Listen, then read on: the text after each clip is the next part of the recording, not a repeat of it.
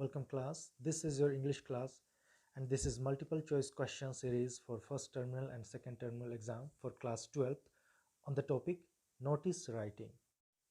So let us see how a multiple choice question is made for topic notice writing. Question number 1. A notice is a message. It has information about something. This is question and you have got 4 options. Notice एक message है और इसमें किस चीज़ के informations दिए जाते हैं. So A is lost and found, खोया या पाया.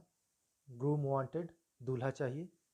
ब्राइड वांटेड, दुल्हन चाहिए. सिचुएशन वैकेंट और सिचुएशन वांटेड कि जगह खाली है. किस तरह के इंफॉर्मेशंस दिए जाते हैं नोटिस राइटिंग में. Information will be given for lost and found.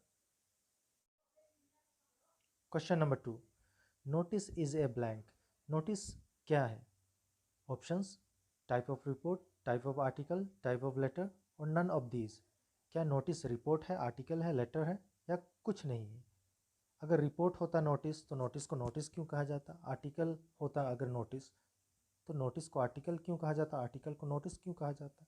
That is why number D will be the correct option. Answer number D.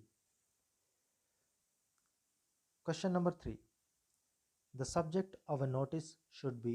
Notice का जो सब्जेक्ट लिखा जाता है कैसा होना चाहिए? ब्लैंक में आपको फिल करना है out of these 4 options. The subject of a notice should be a long sentence होना चाहिए, लंबा सेंटेंस. एन ईडियम, एक तरह का कहावत होना चाहिए या मुहावरा होना चाहिए. ए फ्रेज, कुछ शब्दों के समूह होने चाहिए. या फिर कुछ शब्दों में बहुत अट्रैक्टिव वर्ड्स में होने चाहिए, क्रिएटिव वर्ड्स में होने चाहिए. यहाँ आपको हो सकता है 2 ऑप्शंस लगभग करेक्ट लगे क्योंकि लॉन्ग सेंटेंस तो लिखना ही नहीं है. कुछ मुहावरों को हम टाइटल नहीं बना सकते हैं. फ्रेज कुछ शब्दों में हम लिख सकते हैं ज़रूर. साथ में ये भी है brief and catchy words, creative words में आपको कुछ शब्दों में अपना टाइटल बनाना है, सब्जेक्ट बनाना है. इसमें से 2 में से जो सबसे बेस्ट आपको लगे वो आपको चुनना है. So the best one will be brief and catchy words में आपका नोटिस का सब्जेक्ट होना चाहिए. So answer will be option number D of question number 3. Question number 4. What is the best way to begin a notice. Notice writing जब लिखते हैं तो शुरुआत कैसे करते हैं आप? शुरुआत बॉडी के शुरुआत को कहा जा रहा है यहाँ पर. तो ऑप्शन में हम देखते हैं विथ ड्यू रेस्पेक्ट, ये तो लेटर में होता है. इन द कॉन्टेक्स्ट ऑफ, ये ऑप्शन हो सकता है लेटर में भी होता है और ये नोटिस राइटिंग में हो सकता है. दिस इज़ टू इन्फॉर्म या फिर this is to confirm. Notice जब भी पढ़ते हैं सबसे बेस्ट वे बोला है यहाँ पर. तो best way is this is to inform you all that so and so. Answer will be number C. Question number 5. Where is the salutation placed in a notice. तो नोटिस में salutation का place कहाँ होता है? तो salutation का meaning पहले तो जानना पड़ेगा. सैल्यूटेशन का मतलब होता है जब भी आप लेटर लिखते हैं तो लेटर में आप डियर फादर या फिर अगर कोई फॉर्मल लेटर है तो आप लिखते हैं रेस्पेक्टेड प्रिंसिपल. तो ये हो गया सैल्यूटेशन. तो नोटिस राइटिंग में सैल्यूटेशन आपका कहाँ होता है? ऑप्शंस में दिया हुआ है just above the topic, topic के ऊपर, बिलो द डेट, डेट के नीचे, top of the page, page के सबसे ऊपर, या salutation is not needed, no salutation is needed, salutation की ज़रूरत नहीं है. तो नोटिस राइटिंग को देखिएगा ध्यान से, उसके फॉर्मेट को. तो कोई सैल्यूटेशन, डियर सर वगैरह सब कुछ नहीं होता है. So note salutation is needed. Answer is option number D. Question number 6. Correct statement about notice is. Notice के बारे जो करेक्ट स्टेटमेंट है क्या है? ऑप्शंस पढ़ना पड़ेगा इसके लिए. Option number A is of 50 word limits. 50 शब्दों का ये एक लिमिट होना चाहिए. It ends with a subscription. Subscription से एंड होना चाहिए. What is subscription? Again offline classes में आप लोगों को मैंने बताया है सब्सक्रिप्शन क्या होता है नोटिस में. सी रिटन टू इन्फॉर्म अदर्स. ये नोटिस दूसरों को इन्फॉर्म करने के लिए लिखा जाता है. या फिर ऑल ऑफ दीज, या सभी करेक्ट हैं इसके. 50 वर्ड्स में होना चाहिए, सब्सक्रिप्शन के साथ एंड होता है और दूसरों को इन्फॉर्म किया जाता है. That is why correct option is for number 6. Answer is D. Question number 7. Place of the subscription in a notice.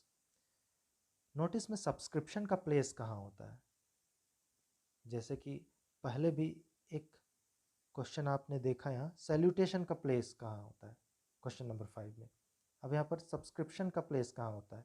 जब तक कि आप नोटिस के फॉर्मेट को पूरी तरह से नहीं जानेंगे, आप इस तरह के क्वेश्चंस को बनाने में कन्फ्यूज़न आपको ज़रूर होगा. तो सब्सक्रिप्शन का मतलब क्या होता है? जब भी आप नोटिस के बॉडी में, यूजुअली 2 पैराग्राफ में ये हो जाता है, जिसमें कि एक पैराग्राफ में आपका सारा इन्फॉर्मेशन डिटेल होता है, जो भी आप इन्फॉर्म करना चाह रहे हैं, when, where, what is the time, सारा इन्फॉर्मेशन रहेगा.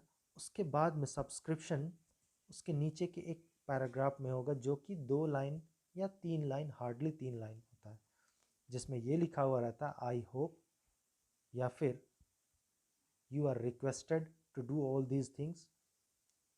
तो ये सब सब्सक्रिप्शन है. तो प्लेस कहाँ होता है? ऑप्शन देखिएगा तो इसमें इन द मिडिल, बीच में नहीं होता है. Eight the end of information, हाँ इंफॉर्मेशन के एंड में होता है. एट द बिगिनिंग, शुरू में तो होता ही नहीं. या नन ऑफ दीज. तो यहाँ पर जो बेस्ट आंसर है number B, at the end of information subscription is placed in a notice. Question number 8. Why do you need to keep the notice in the box. अब जब notice लिखते हैं तो उसके फॉर्मेट का एक हिस्सा ज़रूर है कि हम बॉक्स में रखते हैं नोटिस को. तो क्यों ज़रूरत है कि बॉक्स में हम नोटिस को रखते हैं जब भी हम लिखते हैं? तो ऑप्शन देख लेते हैं कौन सा बेस्ट होगा. इट लुक्स गुड, अच्छा दिखता है इसीलिए. It is a part of format, yes it is a part of format. लेकिन दूसरे ऑप्शंस को भी देख लेते हैं जिसमें से कि बेस्ट चुन करके हम लोगों को आंसर देना. Because it has to be pasted on somewhere. Number D, does not need a box. Box नहीं बनाया जाता है, ये कहा जा रहा है. इसमें बी एंड सी में थोड़ा सा कन्फ्यूज़न होगा. हमेशा ही आपको इस तरह के ऑप्शंस मिलेंगे कि 2 ऑप्शंस में आपको डाउट होगा. इसमें से बेस्ट कौन सा है? पार्ट ऑफ फॉर्मेट तो है ही, लेकिन पार्ट ऑफ फॉर्मेट क्यों है? क्योंकि जब भी हम नोटिस लिखते हैं एग्ज़ाम में, उसे बॉक्स में इसीलिए रखते हैं. बॉक्स में रखने का मतलब है कि वो नोटिस वहाँ से कट करके कहीं पेस्ट किया जाना है. That is why the final answer will be number C, because it has to be pasted on somewhere. कहीं पर इसे चिपकाया जाना है. तो number C is the correct answer of question number 8. Question number 9. Where is the signature of head boy girl is placed? जब notice लिखा जाता है, most of the time head girl और head boy ऐसा करके आपको दिया जाता है नोटिस में कि you are head boy of this and that college or school and you have to draft a notice. तो आपको अपना सिग्नेचर कहाँ डालना है? ऑप्शन देखते हैं. इन द मिडिल, मिडिल में तो नहीं ही डालना है. Eight the end of information देने के बाद देखते हैं आगे के ऑप्शंस में. एट द बिगिनिंग, बिगिनिंग में भी नहीं देना है. Head boy girl need not sign, या हेड बॉय और गर्ल साइन नहीं करते हैं, केवल वहाँ पर हेड बॉय लिखा जाता है, हेड गर्ल लिखा जाता है. ऑफलाइन क्लासेस में मैंने आप लोगों को बताया है, जब भी आप एज ए हेड बॉय और हेड गर्ल क्वेश्चन है तो आपका सिग्नेचर नहीं होता है. So you need not sign as head boy और head girl. Only there will be written at the end head boy और head girl. Correct option is number D of question 9. Question 10. How do you write a subject of a notice. Notice में subject हमें लिखना पड़ता है notice के बाद में, तो कैसे लिखा जाना चाहिए? ऑप्शन देखिए. In a capital letters, capital letter में लिखना चाहिए सभी को. First letter of every word is written as capital except prepositions, conjunctions and articles.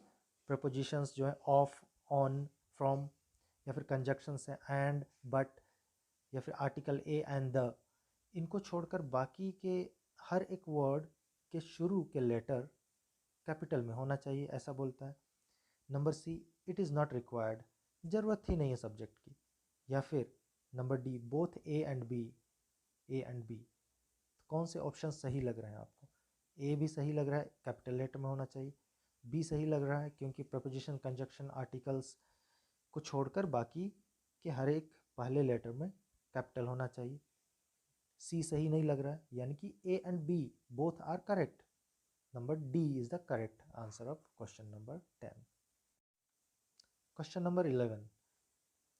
Question number 11 में आपको कुछ अलग सा क्वेश्चन देखने को मिल रहा है। इस तरह के क्वेश्चंस के लिए आपको तैयार रहना है। तो देख लेते हैं ये क्वेश्चन कैसा है। Answer the following questions with reference to the context below.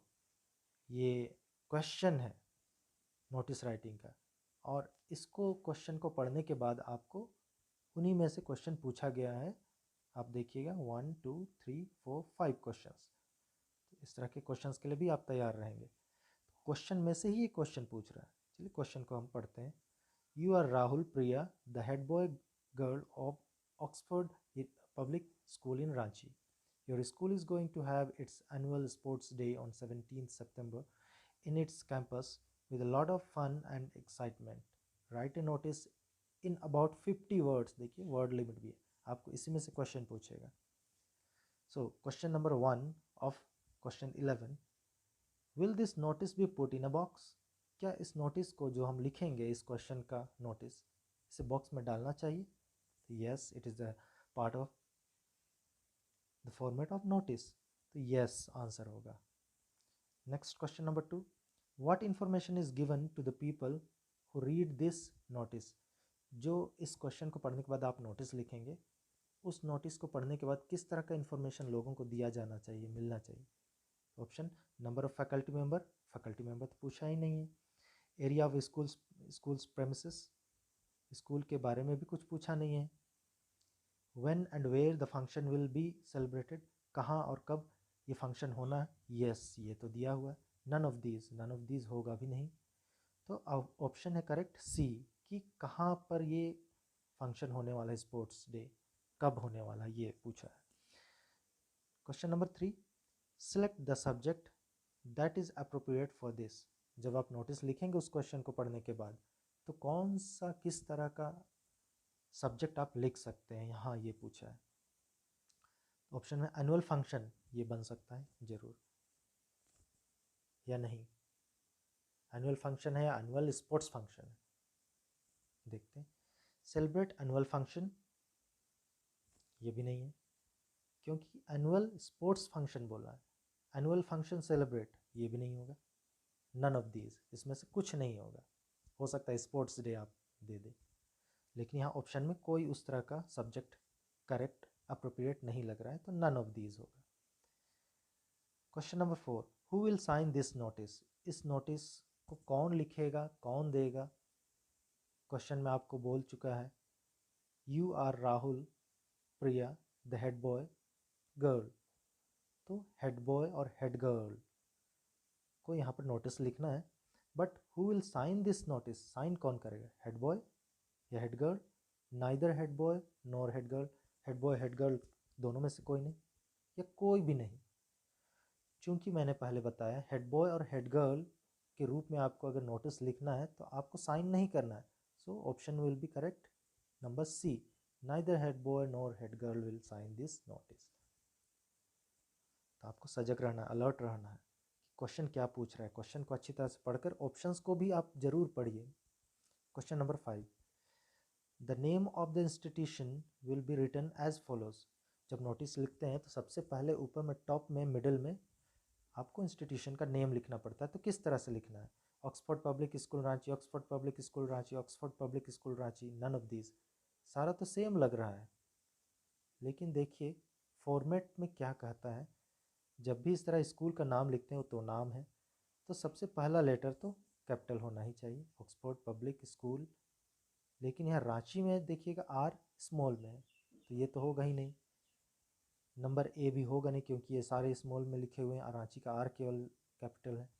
Number C में देखिए Oxford O, public P, school S, Ranchi का आर सारा कैपिटल में है, और साथ में यहाँ कोमा भी है, तो ये करेक्ट है number C.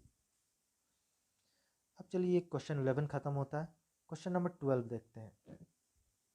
Which is the right way to write the date, date लिखने का सबसे सही तरीका कौन सा है, लेटर हो या नोटिस हो, आपको डेट किस तरह से लिखना है।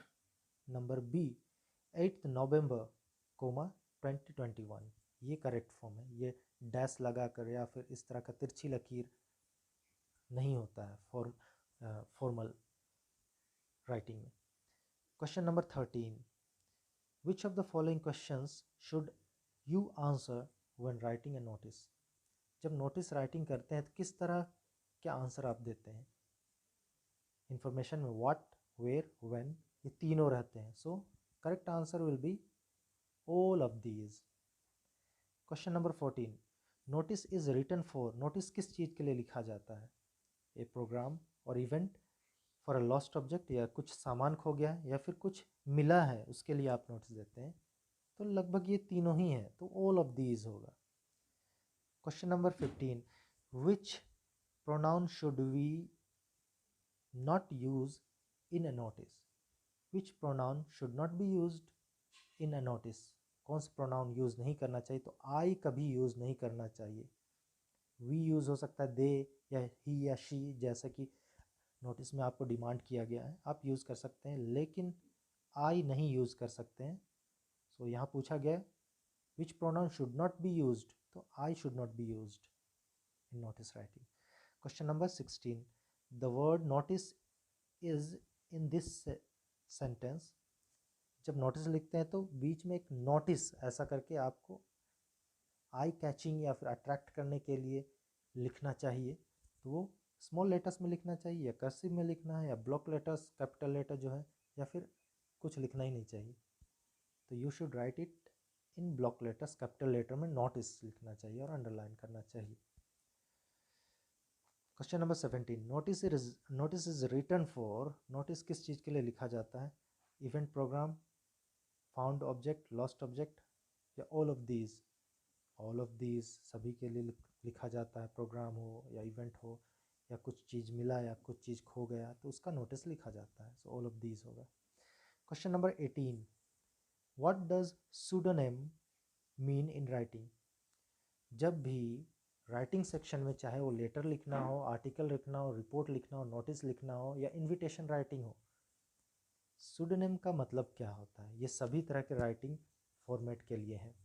सूडोनेम का मतलब होता है not real name, real name तो होगा नहीं। नॉट रियल मतलब फिक्शियस नेम, बना बनाया नाम।